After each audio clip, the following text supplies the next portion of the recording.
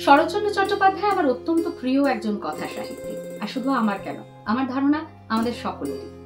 এবং তিনি বারবার তাঁর লেখার মাধ্যমে যে সামাজিক প্রেক্ষাপট, যে অবস্থান, যে পরিবেশ পরিস্থিতির কথা তুলে ধরেছেন, তা কিন্তু আজও কিছুটা হলেও, হয়তো সময়ের সঙ্গে সঙ্গে পরিবর্তিত হয়েছে, কিন্তু কিছুটা হলেও বিদ্যমান।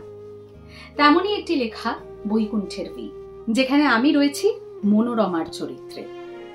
মনোরমার মতো একটা চরিত্র আমার কাছে কিন্তু বলা যায় প্রথমেই, কারণ খুব পজিটিভ ক্যারেক্টারে আমি সাধারণত প্লে করি।